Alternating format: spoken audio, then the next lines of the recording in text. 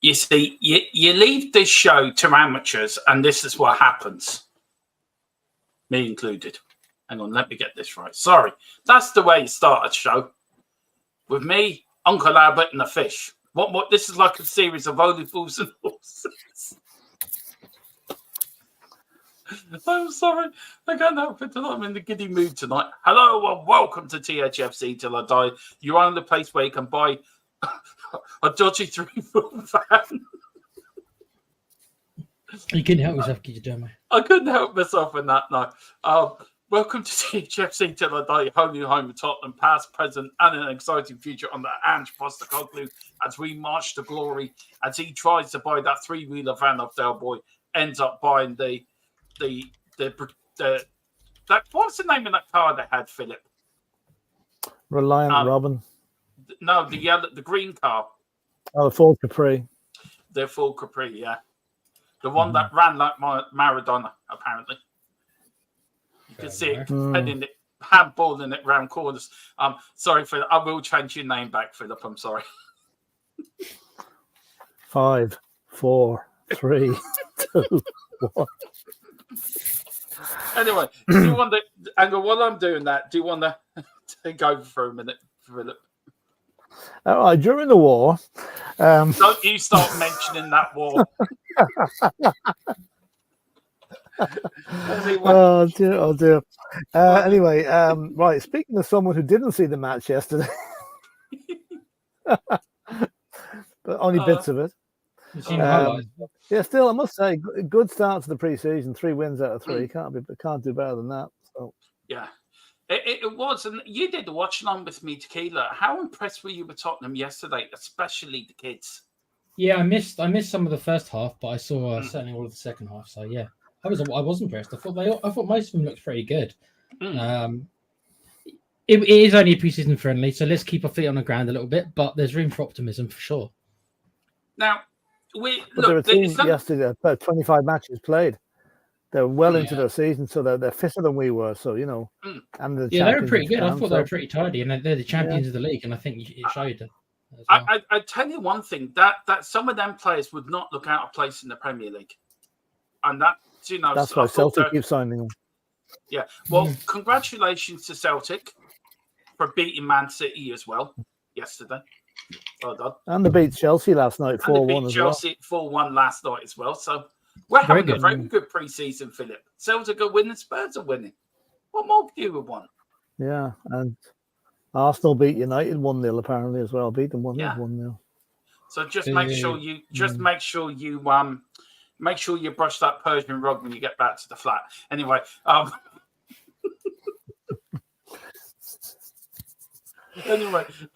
big up big up Colin Cross. He says, "Hey boys," and big up to Boris as well. Boris is a Patreon member. You want to be like Boris and come on and join the gang on the podcast on the watch along, which he's doing on Wednesday. Philip Boris is going to join us for that as well, making these watch along debut. Very good. Because he is a Patreon member. Very good. Just hit the link below, hit the link in the chat, and hit the Discord link as well. Come in. You're all welcome, and we'll get you onto these shows. And hopefully very soon, channel memberships will be back, guys. So please keep your fingers crossed. We'll win in our battle against YouTube. Neil Shafton, we are so sorry, Uncle Albert, and I believe I'm going to so sorry, but we haven't heard a thing all day. We are so sorry, Uncle Albert, but if anything should happen, we surely have to give a ring. Yeah, that was the song, wasn't it, when he went when he went missing. Yeah. And he went down to the docks, and they're still saying, "I wouldn't mind a bit of this." I wouldn't mind a bit of this. You know, a few bottles of Moet Chandon. Yeah. Tequila, if you could pick yourself as any character out of Only Fools and Horses, who would you be? You're muted. Sorry, guys. I'm having a couple of sound issues. Who would I be? Well, I've got to say Delbo, ain't I? No, I'm Del, so you can sod off on that. I'll tell you what, no, that Tequila can be Delbo. You could be Trigger. Yeah. We'll get rid of him very quickly. Wow. Now, everyone wants to be Del Boy, don't they? You know. well, you can be Rodney then. Anyway, listen. Well, Well, listen. Everyone wants to be Del Boy, don't they? You know. Well, listen. Right. this was put onto a group chat last night. Now, can I say this is just speculation?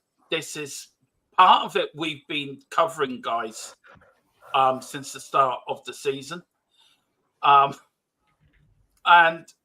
it really, but look, I read it out and let's talk about it, because I think it's worth talking about. Tottenham Hotspur is in talks to sell a minority stake in the deal that could value up to 3.75 billion and pave the way for Joe Lewis and his family to sever ties with Premier League football club Spurs. Tottenham chairman Daniel Levy is seeking an investment that values the club at between 3.5 and 3.75 billion, including debt. While the terms of any deal have not been finalised, City sources expect Spurs to sell about 10%. The club is being advised by bankers from Rothschilds on the sale.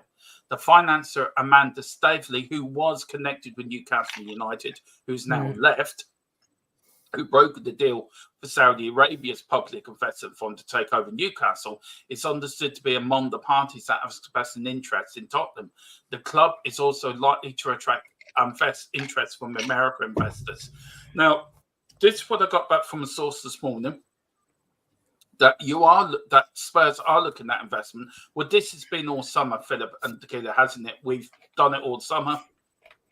You mentioned it. I remember you mentioning something months ago, Dermo. Is this what you were talking about? Well, me and Philip mentioned this before the season ends, and everyone thought me and Philip were talking out of our backsides. And again, on this channel, we proved to be correct again. Philip's the fortune teller. I'm just hanging on. I'm going to wait to see. I'll wait till the inks dry first before I believe it. Yeah, well, look, we're getting to that in a minute, because I know you. It's all there. We have covered it. So it's really wait and see what happens, basically. Yeah. Now, Philip, you've seen it all from Arthur Rose push and run side to the 21. I know. Wasn't quite back that far now. You were dropped into behind German lines.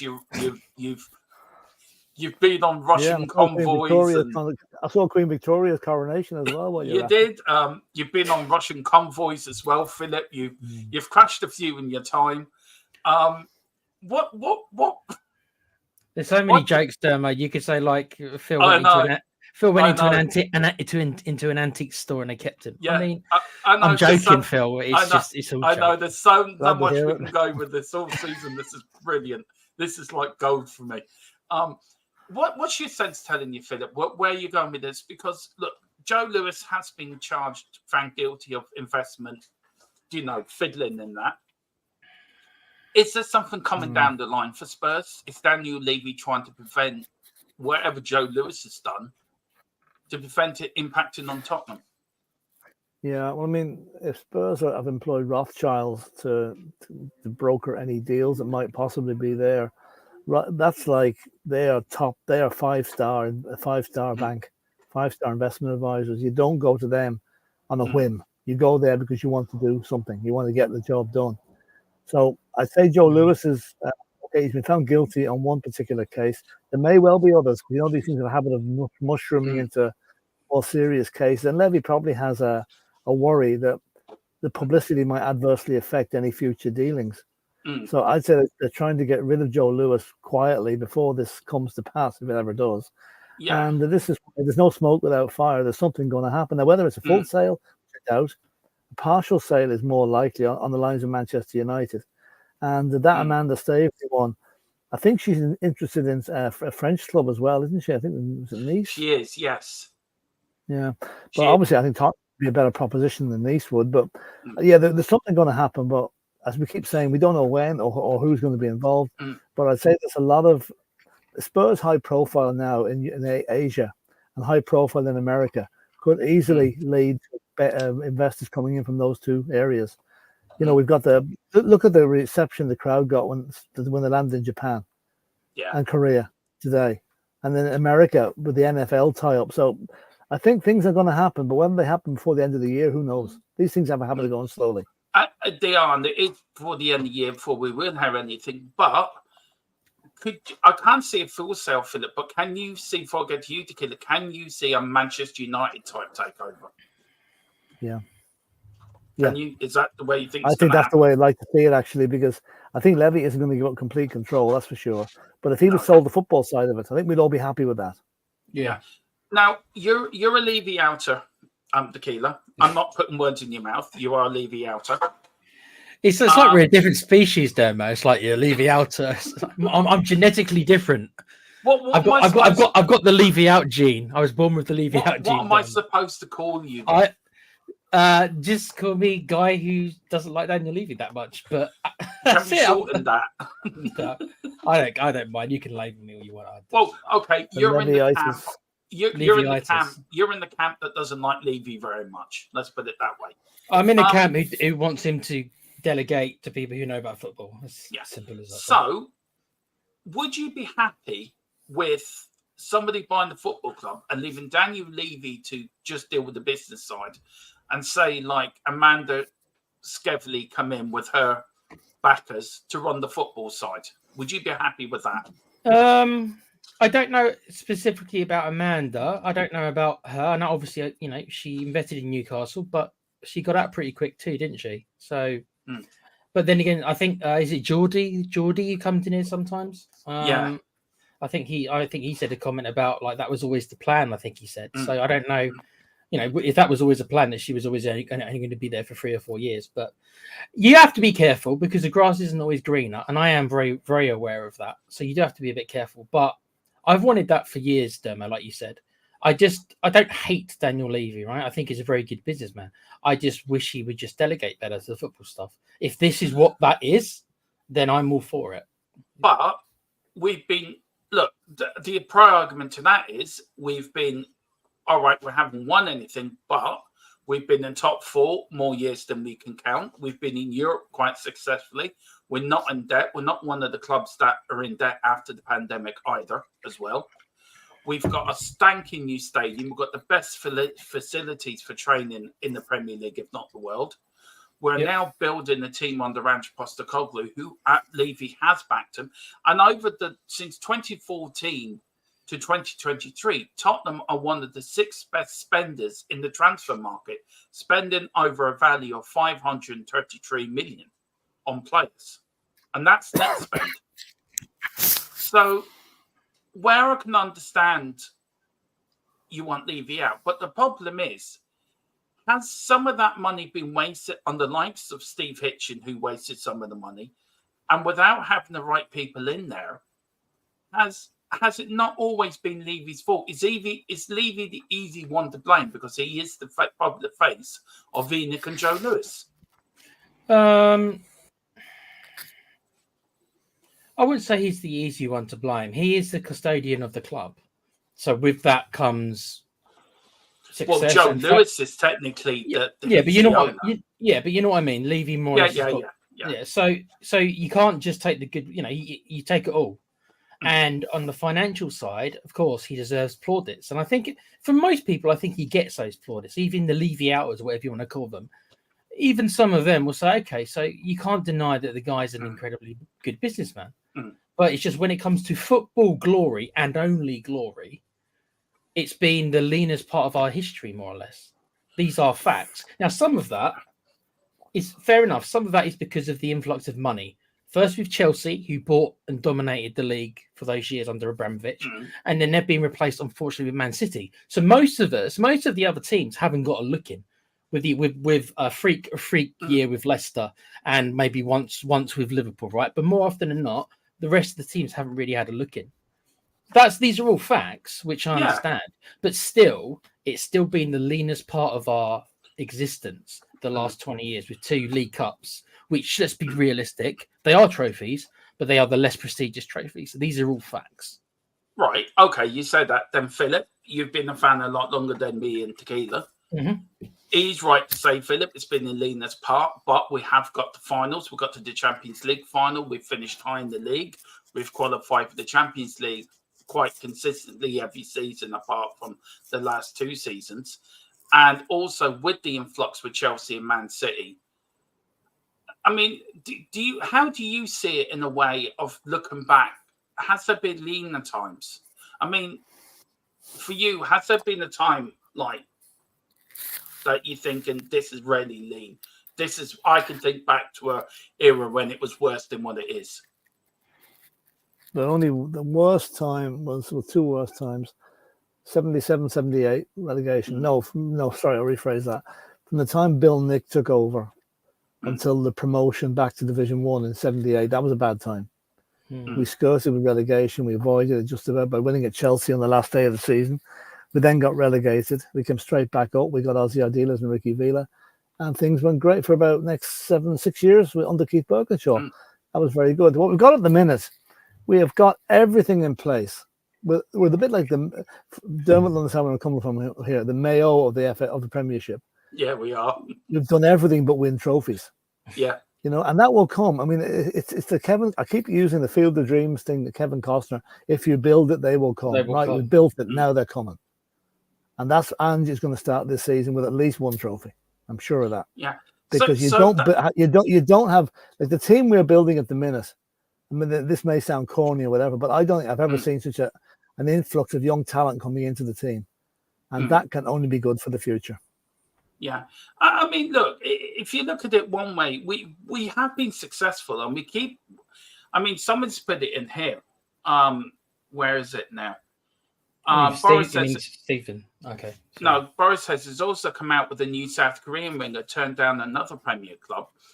Yeah, Chelsea. Just recently won the Champions League. It just shows us what we have better puller than the certain Blue Devils in London. Big up Stephen Cartwright as well. He says, good evening, lads. I've read somewhere that we're selling 10% of a club to finance the purchase of new and better players. Where has all the money gone? We didn't sell 10% yet. No, but he wants to know where's the money gone that we have to sell 10% of the club. Yeah, I think he means, like where's the money going from Beyonce, all the Beyonce concerts and everything. Interesting. Yeah. It'll still be sold. It'll still be spent. A lot of it will still be spent. We just haven't spent it yet. It's still there, I'm sure. Yeah. Carl, big up. Carl's always a man that's planned to go and turn it over and then leave. Stephen, it says, I acknowledge we've spent money, unfortunately, badly. Look, not all of it.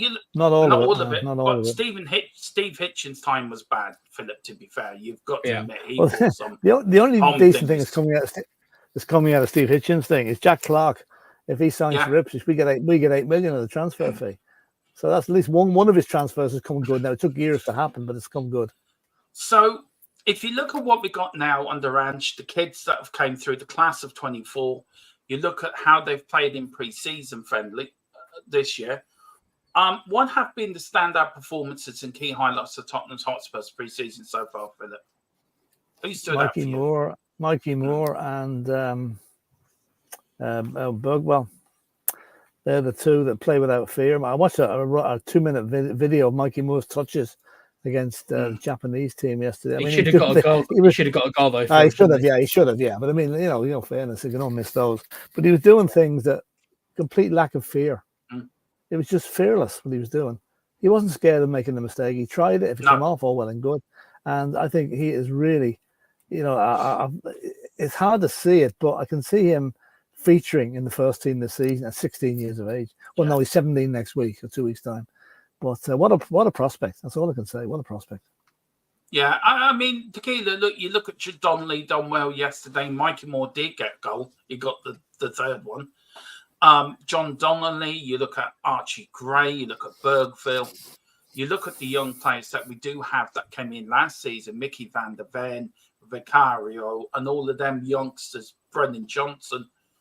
We really have an exciting team, we're building one hell of a team. It makes me think a bit, Dermo. I mean, you're giving credit, I think, to Ange, and I'm not saying he doesn't deserve some, but I do think maybe that the seeds of this were laid a couple of years ago, and I think maybe it's Parachiti, which we're all a little bit like, oh, well, because of the match fixing, all that stuff. And that's all valid. The Don, right? Yeah, the Don, yeah. But it looks like to me, especially considering how much we've raided the Italian league, I think he's put the stuff in place. So most of these signings we're seeing these kids are the fruits of his labour almost. Now, I'm assuming that when his ban is up, I don't know how long he's got left on it.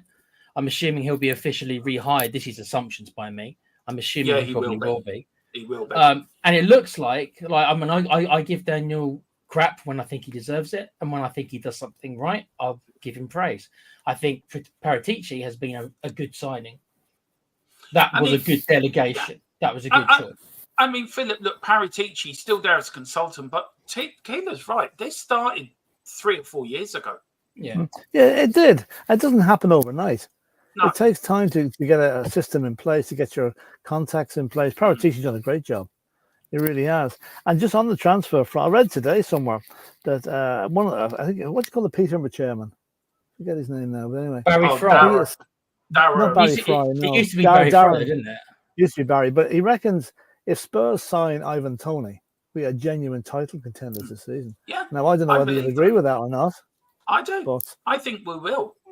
I mean, Ivan Toney, Tottenham will get a striker in for the start of the season, and what I'm hearing it is Ivan Toney. He wants to come. He wants to come. He wants to come. So, you know. I mean, with that, then, can you see Reguilón going back to Brentford then as a part exchange? I think Reguilón will go back to Spain. I think Brian Hill's gone to Girona. I think Reguilón will go back to Spain. Now, what do you reckon on the Hill thing? Because he's signed a new extension at Tottenham for 2 years.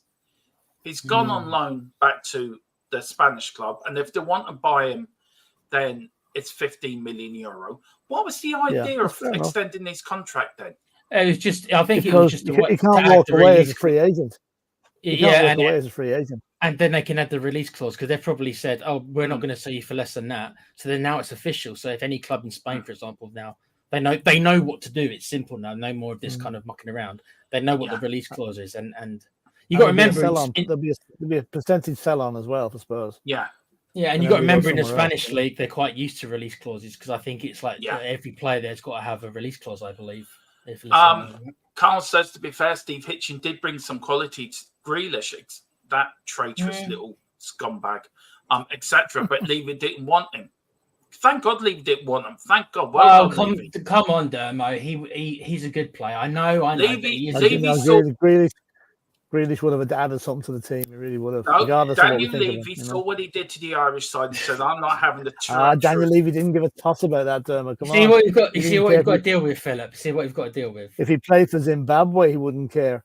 You know, Daniel Levy didn't want him because he's too expensive. That's why, you know. Yeah, no, to be fair, I think he would have brought quality to, and he can still come back. He's out of Man City this summer, so he's up for sale again. I'd take Grealish, even though he's got that kind of part of him which I don't like in football as ability wise. I mean, Colin says, "Big up, Colin, our Celtic cousin. I can see Bergville replacing Madders. So can I." So maybe not this I season. Thought he said Modders. I thought he said, "I'm so obsessed with Modric." I thought he said Modders, and I was like, "Is Modders coming back?" You are obsessed. Big up to Peter Cape. He goes, "Allright, what? Title challenging is unrealistic. Not if we get the players in." No, again, it's Tottenham's motto: "To dare is to do." We live by that on this channel. Me and Philip and Tequila and Colin live. Well, Colin is, bless him, he's a great guy. Yeah, we're trying to convince him, aren't we, guys? But I'm not quite as deluded as Dermo, bless him. I don't think it's realistic either, but I also respect the fact that it is a fan's job to dare to dream. I also understand that as well. So. I'm just going by my list and my more experience and more experienced co-host down below. I'll tell you what, if Man City weren't involved, like as a whole club, if they weren't involved and they didn't have all the stuff, all the advantages they've had, then I think it could be anyone's. But because Man City are Man City, I can't ever look past Man City until they stop this stuff, until their dominance is over, whenever that is. So it's hard. There's no reason why we can't challenge. There's no reason why we can't be there or thereabouts. Arsenal have done it. Why can't we? Yeah. Do you know Arsenal have set a new record for finish second in the most in 3 seasons? That's a new Premier League record. What, finishing second? Yeah. They've done it 2 years in a row, haven't they? Not 3. Yeah, 2 years. It's a new record. You know, they've won the Wenger Cup. There should be. You know, we are the World Challenge champions, by the way, which we won yesterday. Everyone, another trophy for our collection. Philip, you have to go as you're on. You're doing your bit of an island trip. When are you back on with us again? When we're racing? Back tomorrow. I'm traveling back tomorrow. I'm down in West. How are you traveling, Phil? He's traveling by boat. Going by boat? It's a camper van. Oh, okay. Cool. That's where I'm talking to you from now, actually. So So driving back up it. tomorrow. Don't crash it. My wife is doing most of the driving, so I'll pass that on. No, that's grand. As long as Mrs. Brady's doing the driving, it's grand. Smart man. Smart man. He's a smart man. Yeah, he is. You have a habit of crashing boats all the time, so just don't crash. Shush. No, all right. I'll get you back for that one. Right. Yeah. I better go. All right. Okay, then, Philip. Well, listen. Take care, Phil. Take care. And you're back on a Wednesday, aren't you, or Tuesday? When are you back on with us? Yeah, back. Well, no, I'm in Dublin on Tuesday, so I'll be back on Wednesday for the watch along. Watch along at 12 o'clock. All right, we'll see you then, Philip. You take care. Take care, mate. See you then, lads. Okay, take care. Bye. See ya. And there's Uncle Albert. Off he goes. Oh, I don't think you liked you calling him Uncle Albert, do mate? I am sure he did. He knows. And you can't be an ageist, mate. Age is wisdom. Remember that. Hang on. What's happening here? How come that's not coming out? There we go. Well, listen, we did do the watch along yesterday, Tequila. These are the match stats. There isn't much match stats about, actually. 19 shots to 8 in Tottenham's favour. We won on corners. We won on free kicks. As a match as a whole, Tequila, this was the first team. This was the team that started the game. We've got Porros going after 16, Sonny getting the second on the 48th minute, and then Mikey Moore on 87. There's the team. We've got Vicario, Porro, Emerson Royale, who's the latest on Emerson Royale. So he could be going to Milan next week. Archie Gray, Ben Davis, Basuma, Sarah Madison, Son, Kulu, and Brendan Johnson. Out of that lineup, how many of them won't start the Leicester game? Most of them, Dermo. It's most of them, isn't it? Let's be honest. What won't start the Leicester game? Do you think Basuma will start? Yes. Really? You sure? Yeah. Okay. Well, you telling me Porro won't start, Madison won't start, Sonny won't start, Brendan Johnson won't start, Papa Sarr won't start. I'm not sure about Papa Sarr.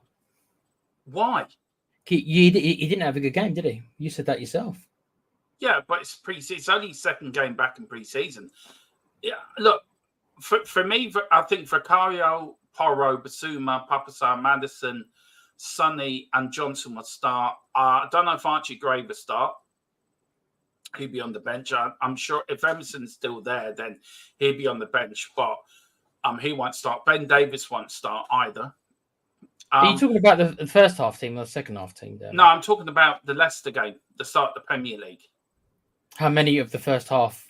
No, how many of this team? We've got a wires crossed, I think. Yeah. How many of this team will start the Leicester game and start the Premier League? Do you mean the team in the first half or the team in the second half? You mean this team here in front of you? All right. Yeah. I'm going over them in my mind, Dermo. Kulusevski, he might be on a bench. Archie Gray, I see him as he's going to be used as a utility player, I think, this year, Dermo. Ben Davis ain't going to start. Right. That's a question then, Tequila. Does he start ahead of Basuma? Because you don't think Basuma should start. You can start alongside Basuma. Would you start him and Papa Sarr together? I think that Ange probably sees Basuma over Papa Sarr at the moment. I'm not saying I agree with that. I'm saying what I think Ange probably does. How would you feel, Demo, Basuma and Gray as the two pivots? How would you feel about that? Look, we know the final pre-season games at home to Bayern Munich, so I'm assuming the team that starts that first half will be the team that will start the first Premier League against Leicester. And I think now we've got the K-League 11 on Wednesday. I think the game after that against Bayern Munich in Korea and the Bayern Munich game in London, I think they're the two games you will see his likely lineup. He will start. Who's going to start? The thing is, Dermo, I'm looking at the team. This team you put up, and it's like Royal and Davis. I don't think there's any chance they start. No, I think that's if Emerson Royal is there. He could have gone to Milan. This is what I'm going to get to, and it's like Sarr. I don't know about Sarr. We're going to have to see where Ange sees him as a pecking order now that Gray's there. We're going to have to see, and there's a good chance, like you just said, that Emerson and even Kulu might not be here. Yeah, well, Kulu's the Napoli thing hasn't gone away either, so he could be going off to Napoli. So that could be 2 signings out the door. Colin Cross is saying Gimenez's agent is in London apparently. So, I mean, are we going to go for Gimenez? Are we going for Ketier? Are we going for Ivan Toney as a striker? Whoever would get that number 9 role. So the thing about Gimenez is that with Gimenez, I don't understand. We've been apparently interested in him for a long time. And again, it reminds me a little bit of the Gallagher thing. It's like, if we're really interested, then why have we not at least officially put in a bid? Now, what happens?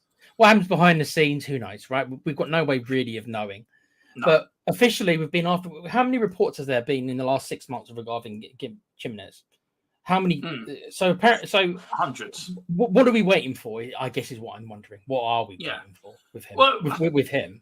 Look, I think transfers for me take time. There's a lot that goes into them. You've got agent fees, you've got appearance fees, you've got clubs that they want the best out of their asset. They want to get the money back what they put into him.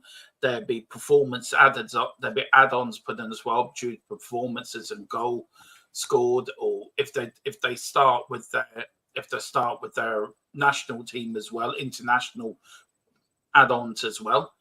I think there's a lot goes in. It's not. This is the point I made. It's not like going on to EA Sports or Football Manager and buying a player. It's done and dusted. No, I never expected it. I know it's not. And I think a lot of fans do expect, transfers done. I'm not saying you do. You and me know. But we have seen really quick transfers, especially. I mean, you know what it's like, Dermo. It gets to the last day of the transfer window, and everyone loses their mind, and everyone's throwing these bids out, these crazy bids. So I agree with you, but they can be done fast. Maybe it's reckless, but it can be done fast. You've seen. I mean, you've probably seen a bit more now since you joined the channel how transfers are working and how, with the news we get from our sources, how long it can take. I mean, you know yourself, Tequila, we could have nothing all morning, and then 4 o'clock in the WhatsApp group we're in, it just goes bang, bang, bang, bang, bang, bang, bang. Yeah. Do you know what I mean? It's very frustrating. And this is where I think the window does make it more difficult to do transfers, where I think if it was transfers all year round, I think it'd be a less more stress and a less more. Well, you got to remember, Dermo, that for most of footballing history, and I'm not, that obviously I'm a bit of not a younger fan, not an A, but I haven't watched as much as you guys. But the more often than not, football in all its time hasn't had this transfer window. The transfer window, in the scheme of things, is quite a new thing, even though, of course, it's been around for 15 years or whatever it is now. Yeah. So look, we have to wait and see. But I'm sure look, Destiny needs to come back as well. So he'll take Ben Davies. We've got Romero and Van de Ven. So the back 5 will be. We need another left back though, Dan, for sure. So the back 5 then for the Leicester game will be Vicario, Porro, Van de Ven, Romero, and Destiny. You're looking at Basuma or Archie Gray or Papa Sarr. We've got Madison there with Bergville, I think, on the bench. Then you've got Sonny, whoever our striker is, and Brennan Johnson. Now, what do you do then? If you bring in a striker, then do you play Sonny on the left, the striker in the middle, and Johnson on the right? Do you start Werner ahead of Brennan Johnson? Where do you put Werner? That's the thing. And look, it's going to be a long season, but for the first game, just take out the players who we know are not going to start. That the team that does go out against Leicester, if we get a proper number 9, we're going to be a threat, because we do make chances. We do create chances. It's all about having the striker. If we had Harry Kane last season, I think we would have got Champions League football, no problem. Yeah, we would have finished 4th. No problem with that. Yeah, because we didn't have a striker to take the chances. I think it's so imperative we buy a striker this summer and get him in early and get him in before the start of the season. If we one thing about Jimenez, because we've yet to move, at least officially, on him, he can't be the first choice.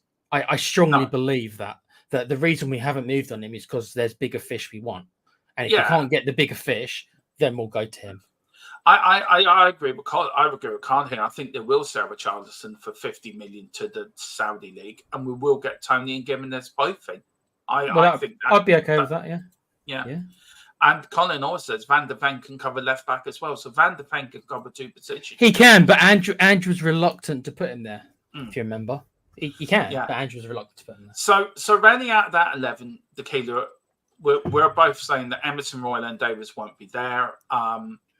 So that'd be Romero. And and I've got a question mark over Son, not because of his ability, but because he hasn't been great in pre-season, and we'll see where Ange puts him in the pecking order. And Kulu, if there is a chance that he is being sold, then he could not be. Yeah. He might not be there as well.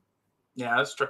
Well, these are the remaining pre-season games. Tequila, we've got Spurs against K-League 11 on Wednesday at 12 o'clock, live here on THFC Till I Die. Then on Saturday at 12, we've got the Bayern Munich game, again live. And then the following Saturday at 5:30 at home, our first home game of the 24-25 season. We're home to Bayern Munich, which is a 5:30 kickoff. Again, where is the first Bayern Munich game being held? Is that being held at their ground? Or is that that's being held in Korea. Okay, understand. So all games are live. Unbeaten in pre-season so far, Tequila. So which players have emerged as potential starters for the upcoming season based on their pre-season form? Who for you is knocking on the door saying, look, I want to be there for that first game against Leicester? I think Archie Gray's making a big shout for a start. Archie Gray, I still think he's going to be on the bench. I think the fact that he's so versatile with where he can play means that he's a perfect kind of bench player, at least for this season. Jed Spence is trying to get Emerson's place. We'll see if that happens or not. It's more. Jed Spence is going to be more used as a backup for the right back, isn't he? So that's what I mean. So that's what I mean by taking Emerson's role. What Emerson's role was, which is back up to Porro. Because it does look like Emerson is going. Whether or not it ends up being Milan, who knows? Well, but I'm hearing this Milan. No, that's a good move. Milan's a massive club, Dermo. That's a good move for him. So you're looking at, I think, maybe 4 players out of that team. There's 4 players who are who could be replaced. I don't know with Gray. We'll see with Gray. I don't know. I want to give the kid time. I know he spent a lot of money on him, but just call your jets. That's what I'd say to people. Call your jets on all these guys. Call them. Call. I'm just asking. Carl Simpson put in the chat. Died. Died. Who died? Who died? Died Spence. Yeah. Did Spence died? What did you do to him, Carl? Have you got him in your basement or something? He said died.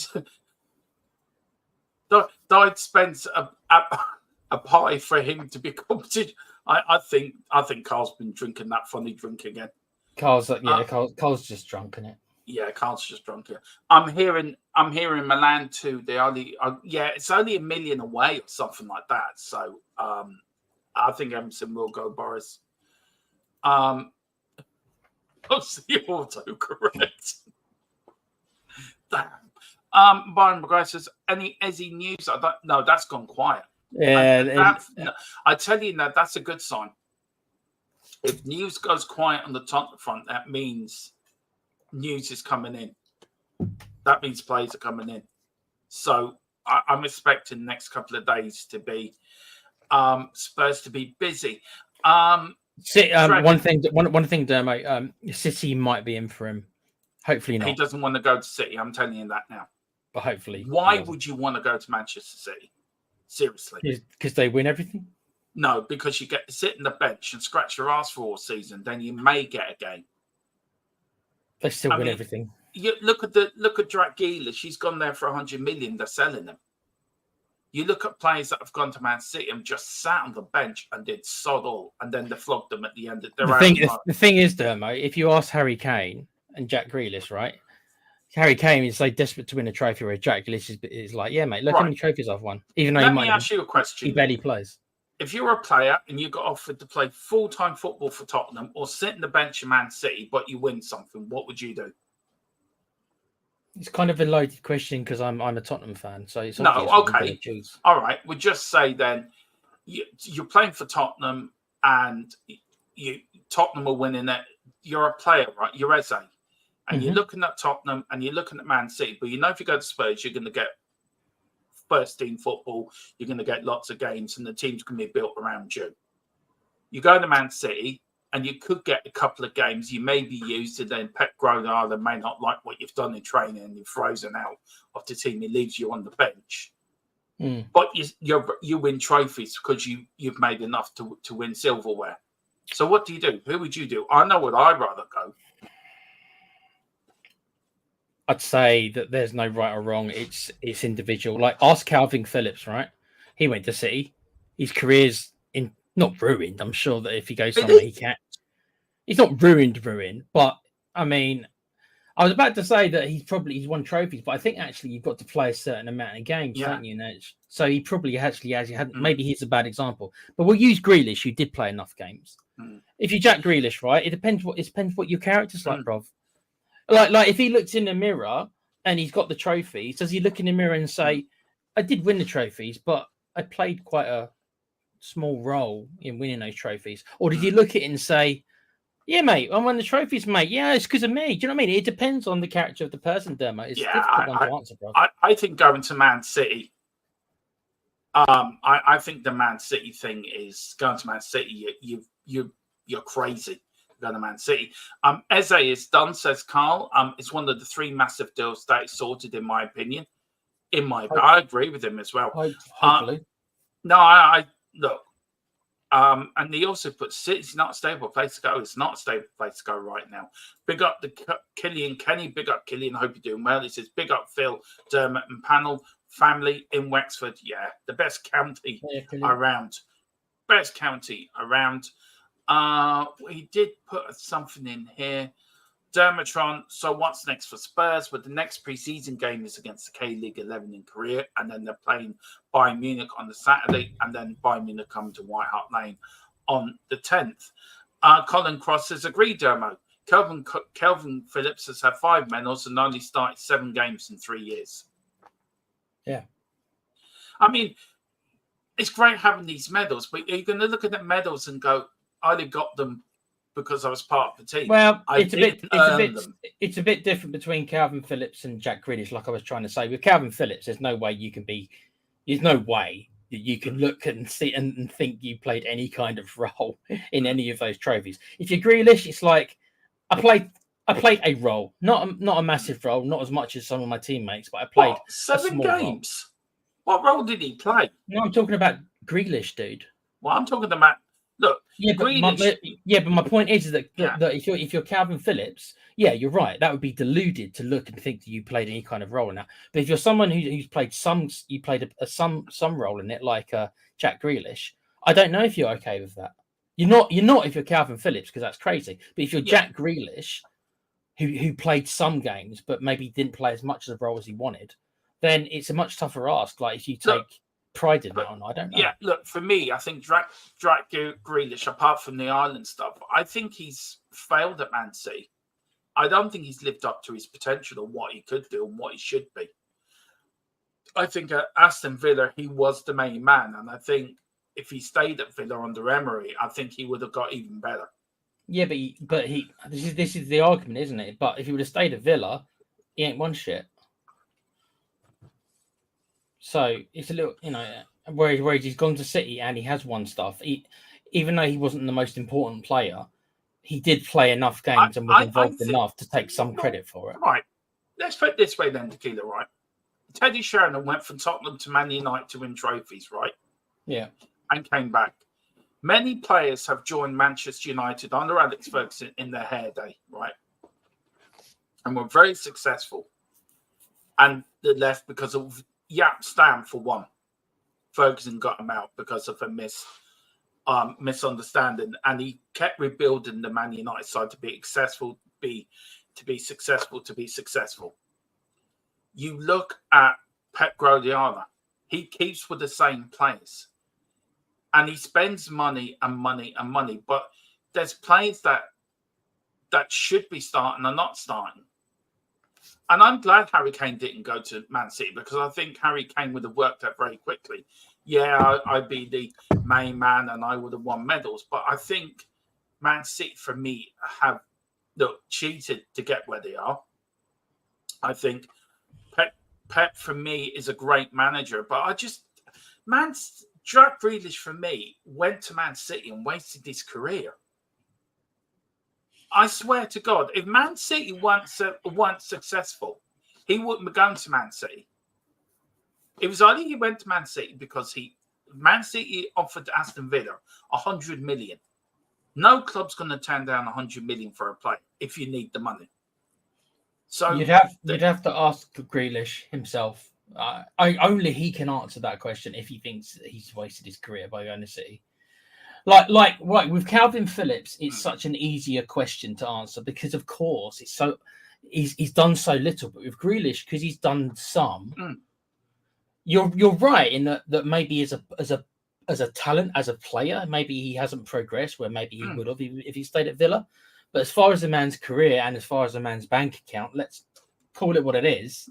He probably will turn around and say to you, "Nah, mate, it was the best thing I ever did because I've got all these trophies." And I'm look how much money I'm earning. So as far as a career is concerned, so that will be his argument to you. I'm not saying who's right or wrong, Dermo. I'm just so in the sense you're saying he moved to City. He moved to City, and he's won all these trophies. He's got a lot of money in his bank account.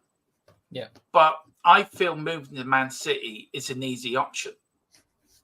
I feel if he was to stay at Aston Villa and win something with Aston Villa, I think it's more of an accomplishment.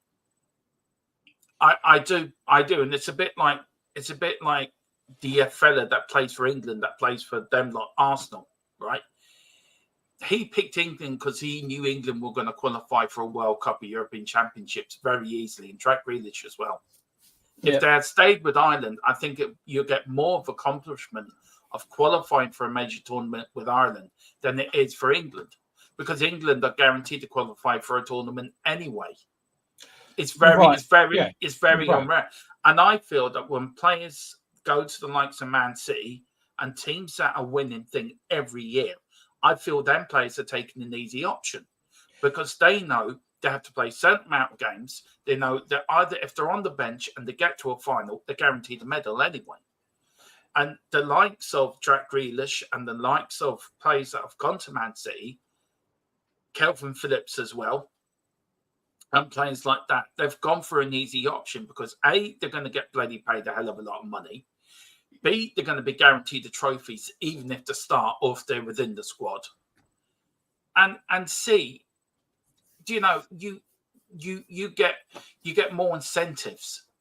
You get more add-ons in your contract. So if you win the Premier League, get an extra 100,000. If you win the FA Cup, you get an extra 20,000. If you win the Champions League, you get whatever. There's two things, Dermo. There's the one is that it is a team sport, so it's as good as individual you can be. Mm-hmm. Like Harry Kane is a perfect example. As good as he was, it's a team sport, right? So that's got to be taken into account. And secondly, the footballer's career I'm defending them a little bit, but not fully. I do mostly agree with you. But because the footballer's career is, I mean, sports science has increased the longevity, but it's still it's between 15 and 20 years max, right? Yeah. So it's quite a short career, really. And because it's a team sport, it makes it difficult, doesn't it? Because you can't just rely on yourself. It's not like Tiger Woods in golf or in snooker or in tennis where it's just about you. So you can be a great player but not make the right decisions and going to the wrong team. I slightly disagree with you there because football may be a team game, but it's individuals that win games. So if you had the like, say, of a Haaland in your team, you're guaranteed you're going to score goals. I don't think Haaland's the greatest striker in the world, by the way. Yeah, my point is, though, Dermo, that if you put Haaland, right, and he scores nearly every time he has a shot, if you've got the worst goalkeeper in the world, that team probably still doesn't win anything. because that goalkeeper, right, will let in every shot on him. Yeah, if you've got the worst goalkeeper in the world, then it won't matter. He still won't win the trophy. But football are won by individuals, not by teams. I get your point, and I understand where you're coming from. It's a very good point you're making, but individual win football matches, and then it's the team that wins that. You're right in what you're saying. It's a team. I don't see it that way, don't I? Yeah, well, look, I've probably seen that. To be fair, what do you mean? What do you mean the team doesn't win? Explain. Right. I don't get it. Okay, 1991, Gazza got us to the FA Cup with his individual brilliance. Okay, it was his performances in certain games that got us to a cup final. Okay, Tottenham as a team got to the cup final, but during that run, it was the individual brilliance of Paul Gascoigne that got us there. It was like it's like Tottenham and Jimmy Greaves in the early 60s and Bobby Smith, and maybe Colin can let me know if I'm right in this, but it was the individual brilliance of, say, to do the double of brilliance. It was a team effort that won the double, but it was individual brilliance of Danny Blanchflower and Bobby Smith and John White. Because not a team can be playing absolutely woeful, and the individual will then do something special to win that game. It's still the team that's winning, but it's down to that individual that's won you that match. And the way as I said, you look back at it, you look back at Man United when they won the Champions League in 1999 to do the treble. Man United Bayern Munich should have won that. But it was the individuals that won it for Manchester United. They may have played well in that final, but it was Teddy Sheringham and Ole Gunnar Solskjaer that got the winners. Them individuals won them that trophy. Football can be a very selfish sport. See, it's not how you win as a team and lose as a team. That's what I've always gone by. There's some teams do that, but there's other teams are not like that, Tequila. There's other teams that work. Tottenham's a team effort. Tottenham's all in it together. We win as a team, we lose as a team. I don't think Man City's got that team ethic. I don't think Man City's got that team all together, all in it together. I think there are a bunch of individuals that go out and play very well on the Saturday and the Wednesday and wherever they're playing and win trophies. But I don't think they have that tight-knit group where at Tottenham we do. Under Ange Postecoglou, we have that tight-knit family group where every player would die for another player. Do you know what I mean? So you're right in what you're saying, but there is some teams that are successful that they may have 8 or 9 crap players, but 2 or 3 really brilliant players. And it's them individuals that wins that team the match or a trophy. And that's the point I was making. Paul Gascoigne, with his individual brilliance, got to the 91 Cup final. So you're saying that nobody else did anything in the match then? No, it's not the point I'm making, Tequila. I don't think you get... look. No, you're right. I don't understand. You're right. I don't understand. Colin, agreed, Dermot. Greaves never did anything for 85 minutes and would come off with the match ball. So Tottenham would be knocking on the door, not scoring. Jimmy Greaves could be having an absolute... What about the goalkeeper, the Spurs keeper at the time, who must have made saves? Yeah, right. But football has changed over the years. The problem is... The goalkeeper still has to make saves, though. No, yeah, it does. But there's teams, Tequila, right, that you look at the United teams that were successful over the year. They were a team unit, right? One for all for one. Yeah. I don't think Man City has this team ethic. Based on what, Demo? Based on there's too many egos in that dressing room. There's too many individual egos. You don't think the United players under Fergie had egos? Yeah, but they were a team that all stuck up for one another. I don't think Man City is led by egos. Ange Postecoglou under Tottenham is more of a united team. They're all there. It's like a family. It's like one for all and all for one. That's the Musketeers. Yeah, well, it's the point I'm trying to make, Tequila. Okay, I'm trying to explain to you what I'm saying. I don't know. It's something that doesn't that you can. It's something it doesn't make sense to me, dude. Look, it's not how I view it. It's from a fan from just watching football. I'm 47 now for a long time, so I probably but just to you. You know what? I'm going to say something. The amount of stick that I get because I like kind of a younger fan does not mean that my points are invalid. No, nobody's saying that to Keith. No, but it's not just tonight. I've had it multiple times. You know I have. No. Demo. Yeah, you know, but it's the point of we have more experience of watching it, and we're trying to give our experience. But that doesn't mean that my views are invalid. No, but I'm it's fine. Yeah, Brazil never had a great goalie, but another 10 made up for it, and that's the point. Yeah, but the goalie still had to make saves, and if he was that bad a player, then Brazil wouldn't have won, would they? No, do you understand what I mean? No, but. You look at the 82 Brazilian World Cup squad. You look at the 1970 Brazilian. They had individual players in there that could turn the game on the sixpence. You could have the best team in the world, Tequila, the best 11 in the world, right? Full of egos, full of I'm doing this for myself. Yeah, right? And that's what Man City are. Man City is a team full of selfish players. They're doing it for themselves. Most players probably are like that. No, you look at Tottenham. Ange won't have that in the team. Ange won't. He's a selfish player. Mate, you're not in the dressing room any more than I am, dude. Come on. Well, look, it's about belief. You can believe it, but don't say it like it's facts. It's a belief. Belief and not facts. Yeah. I'm not arguing with you, Demo. I'm just saying that everyone's opinions count, but all players need to stand up and be counted, and that's the thing. I never said any different. Look, and the Collins says if your defense are great, then the goalie's hardly used, and that is true.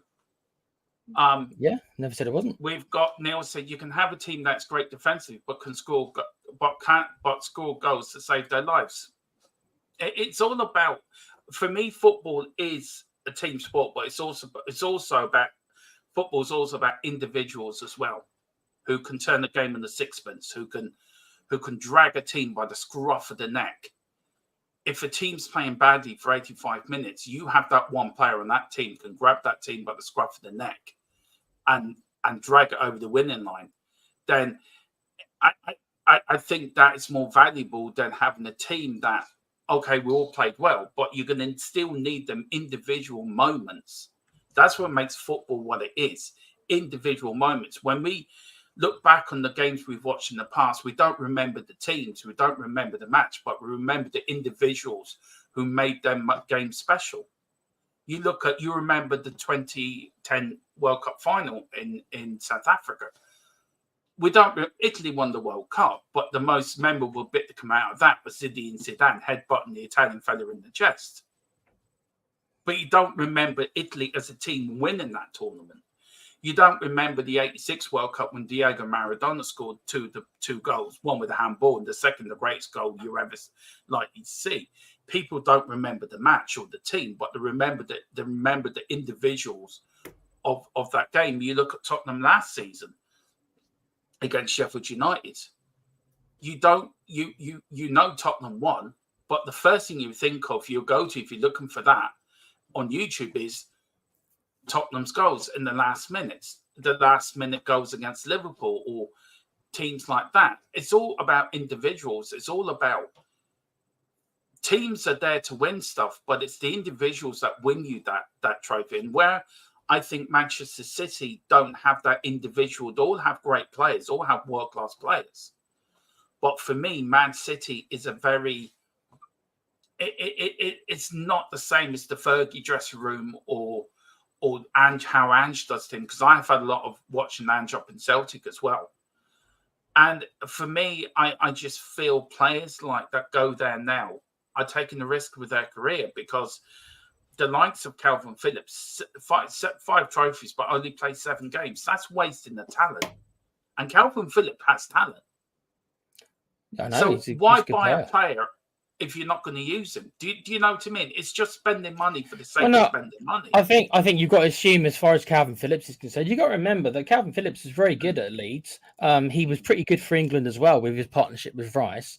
And obviously Pep must have seen something because Pep's not an idiot. Of course he's not. Yeah. So I don't think they bought him for a reason. But what probably happened is that as it can be, he probably saw him in training and saw that something wasn't right. And it's all history from there. Yeah, but isn't that down to Manchester City's scouting network for getting that wrong then? Of course. Whoever said the Man City that had this perfect scouting network? I don't think so. They've bought a lot of their players. They've had some kids come through as well, like Palmer, like Rico Lewis. So they've got starlets of their own. Let's be fair. They do. They have brought, Palmer's ended up being amazing. And Chelsea bought him for like 50 million, whatever it was. Right. And that he came from, so they've got that part to them as well. But don't for a second think the Man City can't get duds in. I don't think Calvin Phillips is a dud, but obviously he's ended up being a dud. But I don't think he's a dud of a player because he was good at Leeds. I wouldn't have minded him at Spurs. Maybe not the version of him you get nowadays, but the Leeds version, I think he would have been quite good at Spurs. For example, using Calvin Phillips as an example. I think as also, Tequila, I think also football has changed over the last 50 years as well. But what it was when I remember as a kid to what you started watching as you were growing up, it's changed immensely. It's gone from a team game to more individuals. And I think that's a shame then. I think that's a shame. Yeah. And I think that's the change. I think the Premier League's changed that because the Premier League you buy players in. The Premier League want you to bring in individuals. And there was a massive influx back in the early 2000s of foreign players coming into the British game. And it was all the world-class players. Every decent player worth his money wanted to come to the Premier League. And they still do. But I do feel Ange Postecoglou has the right mentality of what I've seen up in Celtic. I've seen him up in Celtic for 3 years, 2 years, 3 years. And what he's done at Tottenham, all the deadwood that were in Tottenham are now out of the club. All the troublemakers are gone. Most of them, yeah. There's one or two left. There's one or two left. There's 1 or 2 left where I don't think they'll be there much longer. Boris says, but during those eras like the 70s and 80s, of their players in said team are world-class, so their egos were justified. Whereas City only has 2 or 3 world-class players, Edison, Rodri and Haaland. And I don't think Haaland's this great world-class striker that everyone thinks he is, by the way. What he is a very good finisher and everything like that. He does get the goals, but his all-round play, like when they were comparing it to Harry Kane, it's like, well, maybe he'll get more goals than Kane, but Kane versus Haaland, as far as football talent, Kane's an immensely better all-round player. Haaland is a great goal scorer, but you ask him to track back or do any other work, he's woeful. Yeah, but I agree, but he wasn't. Yeah. I don't think he was bought. He wasn't bought to track back, was he? And some of the misses he made last season, Tequila, you're scratching your head. You're thinking, if he's such a world class player, they should go in the back of the net. Well, the thing is, he's got all the. He's big, he's fast, he's got all those things which you look for. His finishing generally is good. Yeah, he missed some chances, but I mean the record is the record. They do create a lot of chances, and you could say this about a lot of players, Dermo, who are so overhyped. Yeah. That you put them in the worst teams, you put them in a Burnley or something like that, and then you see how many goals they get playing in those kind of teams. With all due respect to Burnley, but there we are. Tequila, a world class player should be able to fit into any team. I kind of agree, but that's why I think world class. Do you not agree with me that you don't? Do you think world class gets banded around a bit too? Look, legend, world class, and gets bounded around too easy these days. And I don't think some of the players that are said to be world class deserve that world class. I don't think Jude Bellingham doesn't deserve his world class. He didn't prove anything to me in the Euros. I think Harry Kane's a legend because of his ability. But I feel if he was to break the Premier League goal scoring record of Alan Shearer's, I think that would cement his legend as a Premier League legend. He's world class. He still is because of what Harry Kane can do. And you look at Palmer and you look at the young players. These young players still have development to go through. So I think it's very hard calling like Mikey Mora. He's a talent. And he could become a world-class player. It's all potential. But it's all potential. It's all potential. It is. That's right. It's bank safe from Pele's. Exactly. Like Brazil, England, 1970. Anyone can talk about it. It's a tackle by Bobby Moore on Pele. and the save from Gordon Banks. Milton says, I've always believed that if you watch a game of football, you go away and you don't have the world class is over. Oh yeah, you don't have. I don't get the last bit, but I do get what he's getting at. City is different because you have a manager who's one of the greatest modern to manage and all those egos. That's actually very true. That is a skill set in itself. Yeah, for sure, definitely. It is. You don't have one moment that have you talk and the rest of your life. And that was a boring game.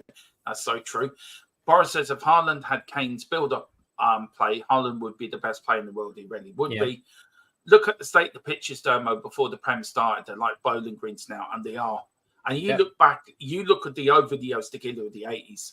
I have seen the pictures, there. And you boggled your head. You look back to this. There's a game I watched, I did on this channel years ago, and it was Derby at home to Spurs, and Tottenham's pitch looked like something out of Brighton Beach somewhere. It was just full of sand, right?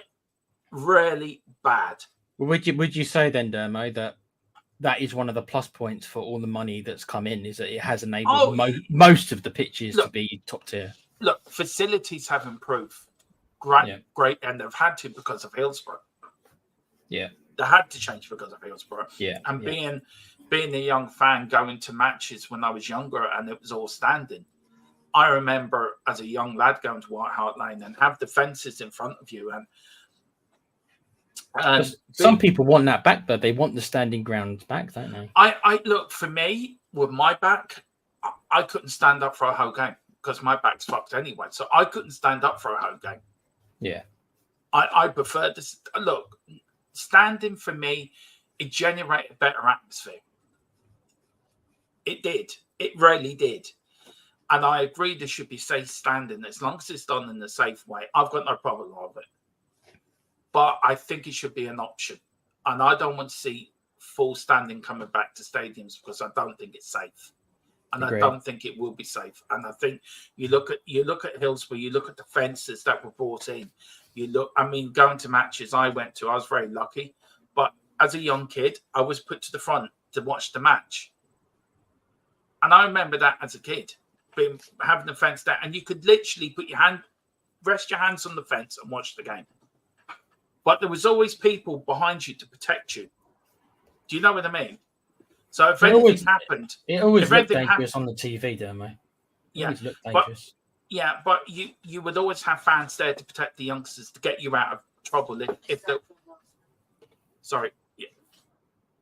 Let's go through the chat there for a minute, Tequila. Sorry. Okay. Where are we up to? Colin Cross, look at the state of the pitches. Yeah. Wilton McDonald saying the word world class is overused. It is, Milton. It is.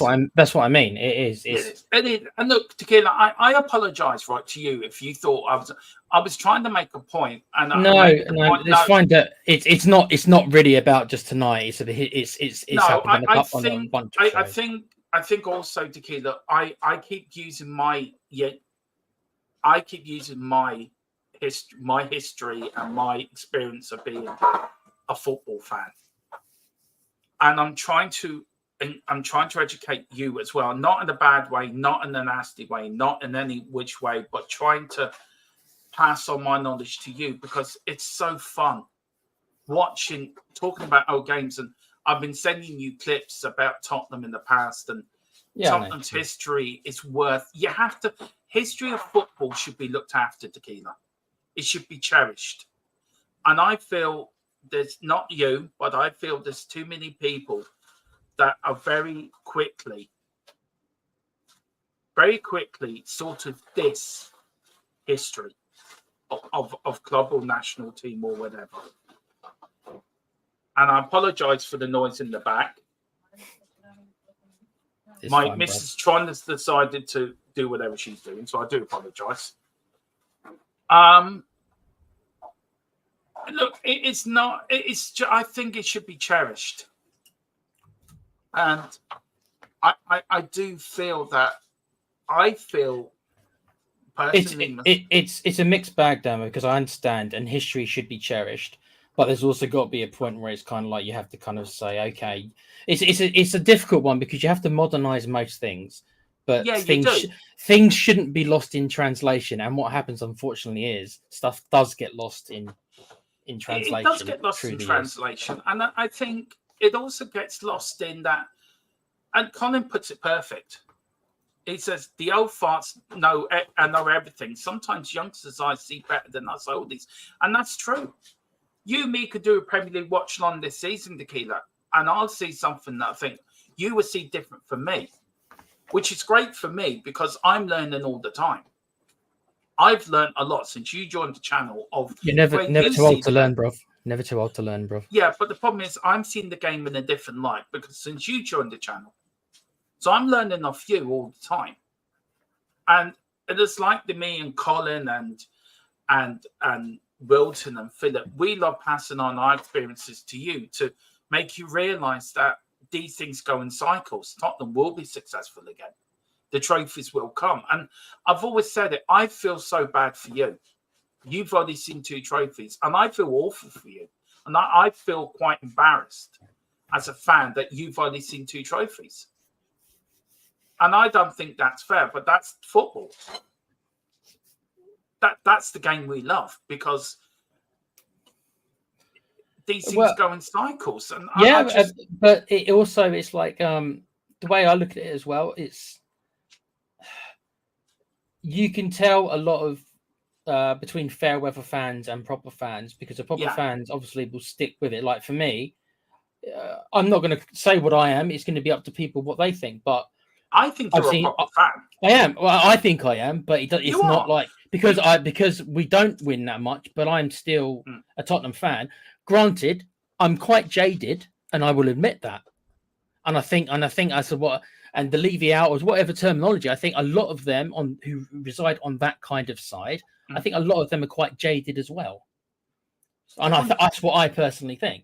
I'm jaded. I'm a jaded fan. I am. I'm still a Tottenham fan, but I'm a jaded fan. I'm not a jaded fan. I don't think you are as much as me. No, I don't think you are. No, because I every season I get so excited about the season starting again. The season starts in 2 weeks' time. I'm excited. It's like I cannot come off. I'm excited as well, but probably not as much. And I think that's me being honest because my expectations are going to be less than yours. And we joke around that you're delusional, but in a certain way, I'm a little envious of you because I can't muster that because I'm jaded. Well, yeah. And Colin makes, is it a generational thing, Tequila? Yeah, I think it's a generational thing. Whereas you said this before, you said it the last show, whereas you've got experiences to draw upon of us being what I would call very successful. Yeah. Even if it's not the league, I'm just talking about an FA Cup here, right? Yeah. Which I would love to win an FA Cup. So you've got those experiences to draw upon. Me and people who've only really been following since the mid-90s or the ENIC era, all we've got to draw upon was those fleeting 2 Carabao Cup wins. Yeah. So we haven't got that experience to draw upon, and it's very difficult to give us that experience. You can show us the videos as much, but we weren't there live. We can't live it.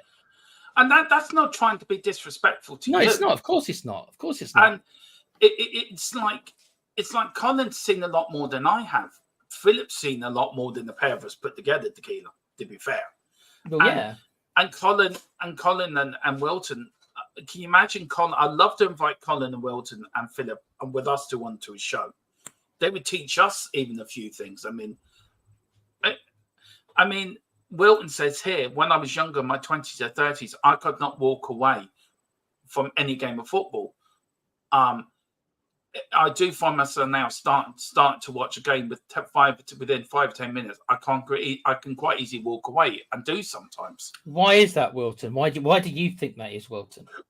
That's my question to Wilton. Tell us why do you think that is then? Yeah, that's a very good point actually. And then Colin says, I bet Wilton and myself laugh every year. Yeah, I bet you do. Big up to Mr. John Fitzpatrick down in Limerick. How are you doing, John? He says, big up, Dermot. What did you give the window so far? Oh, too early to say, isn't it? Too early to say, yeah. Well, me and Tequila have to sit the fence, or Tequila would have to sit in the rock. I always sit on the fence, Dermo. You can't get me. No, off. you have to sit on the rock. I'm like Humpty Dumpty. No, you're sitting on the rock because you're a fish in the sea. So you have to. You're Nemo. Under the sea. Should I go into song? I won't go into song. Oh God, you might as well. No. John says, for me, I give the window 2 out of 10. I'm worried for the season ahead unless we are going to make signings, John. This was only supposed to be a half an hour show. And we've been on for an hour and 70 minutes. And I think I made Mrs. Tron a bit angry. So I need to come off now. Okay, yeah. See, talking to you about football, Tequila, the time goes. That's because I'm really annoying and I can cause trouble. No, but I tell you this, having a conversation with you with football, and you being a younger fan, it's great because I can have such a great conversation with you. And I've said it for you privately, and I was going to say it's probably, you're my Jack Kanicki on this channel because I answer you, I give you a question, you'd send it back when the answer with a question. And it really starts to make, I have to think, Jesus, how am I going to get this one? But you're a great addition to the channel, Tequila, and you have been. Everyone loves you. Everyone loves your little. Thank you, Dermo. Colin's right. Colin's right. I have actually been a fan for 30 years. It does. It's about. I'm going to say maybe like 96, 97. I'm going to go. I saw our League Cup win when Alan Nielsen scored was one of the early games that I saw. I was a Spurs fan before we won it, but quite a new Spurs fan. So that should tell you about kind of like when it was. Well, we should do a show called Tequila's History Corner. Tequila's History, watching us beat Leicester. I thought it was the start of many, many cups. What a fool I was. You could have backed Leicester. Oh, God. At least I would have had a Premiership by now, Dermo, if I'd have backed Leicester. Yeah. I love Tequila, right? He's a great. I mean when I said Tequila, you read it, and Jack, if you're watching, you are the main man. But this is your potato. This is your paddy on. I'll take that compliment. I love Jacko. Jacko's great. He's coming in your wake. I find the game's too boring. There's no directions. The ball goes backwards, sideways, but game's too slow. And at my age, it puts me to sleep. Well, it's a bit like me watching England during the Euros. Mrs. Tron actually told me I lasted 23 minutes. So, Dermo, I could make so many jokes right now with what you've just said. Are we past 9? We are. I could say so many jokes about. I know. I've just realised what I've just said now. And I'm going to leave it alone. But everyone in the chat is already making those jokes, even if I don't type it out. They're already saying it. Oh Lord God. Anyway, I was 1987 and I'm 42. This is SP done my time. Yeah, Cole got in young. How old were you in 1987 then? You would have been what? 1987. Like four or so? You would have been like 4 or so? I was 10 in 1987.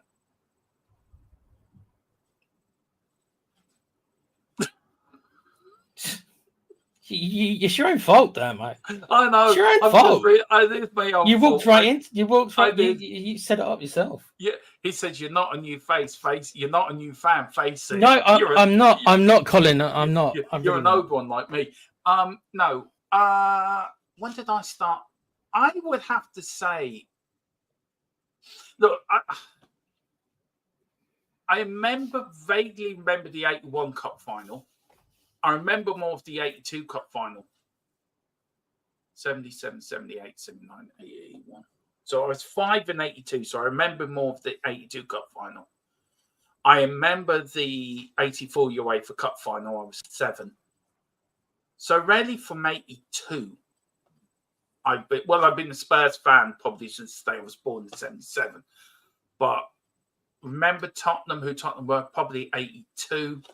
So this is 44 years, 45 years.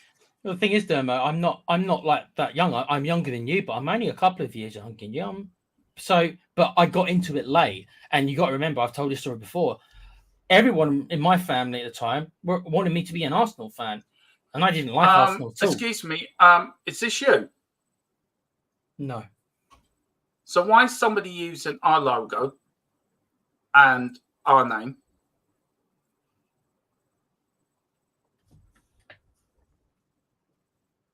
I am a scammer. I'm chanting this like who's it? It's not calm, is it? No, it would come up 3 or 4 times. Carl, are you a mod still, Tequila? Yeah. So's Carl, but so's Neil. Yeah, can somebody deal with that, please? Can somebody deal with that, please? How have they got Neil Shafton, 24,987. I don't want it deleted. I want something done. Damn, I don't remember how old I was in 1987. I leave you guys to work that out. I'm 75 now. You're 21. Bring back 442. That's all the information you need. And players had 1 to 11. Yeah, exactly. Yeah, that's sort of. I don't know how the hell have they done that. That's just stunned me a little bit. Sorry about that, guys. He's put the HFC in a lowercase. Maybe I don't care. He's still using my logo and our name. I could say something. I could say some other things there, Damo, but I'll leave that alone. No, that's annoyed me. I don't care who they are. They don't use our channel logo and our name. That's annoyed me. I was having a great stream up today. Don't worry about it, dude. On that bombshell, we're going to find out who that scammer was. Tequila, where can people find they're a Charlton Athletic fan anyway, so yeah, I still don't, still not. Anyway, where can people find you, sir? Find me on this great place, obviously, with you guys. And even though obviously I came to my fandom a bit later than you guys, but it's still refreshing to hear Dermo and Phil's ideas because they are much more experienced than me in football, and I do respect them. Right, that's because I disagree with them sometimes. Doesn't mean I don't respect them in their knowledge, because I do, and we don't fall out either. Just because me and Dermo sort of think differently, we're still going to be mates after this, so we ain't got to fall out either. And also, you can find me on the Play Pouch, which is a little gaming channel where I just cover the video games industry. We've got a show tomorrow. I'm not sure what it's going to be about yet. But thanks again for having me, Dermo. Yeah, I'm on tomorrow by myself. Yeah. I'm a little bit spooked by that, if I can be honest. You might have to do what Carl's suggesting. You might have to just block that account because they can't come back. Yeah, I can't see him in the chat because I've gone into the studio and I can't see him. No, it's just that's unnerved me a little bit. That's just unnerved me. Ben Edwards, big up Ben. He says change the I for 1. That's a good idea, Ben. Thank you so much, sir.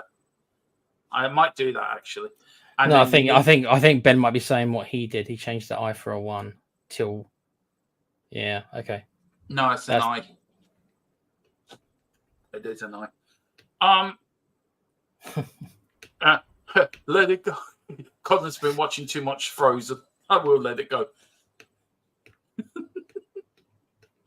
Anyway, Carl says I've timed him out. Anyway, big up, guys. You can find Tequila on here, also on the Play Pouch. You can find me on here as well. As we march on to the new season, we've got a new channel, European Football Network, till we die as well. Please like that, subscribe here. Please like and subscribe here. Please like and subscribe on the Play Pouch, on the Full-Time Sports Network. Whatever you do, have a great Sunday evening. We are back tomorrow at 7. No, back tomorrow at 9 because of we're on a bit later on the Monday, and then we're back at 7 on Tuesday. Wherever you're doing, come on, you Spurs and Big Ange. We trust. Quiz.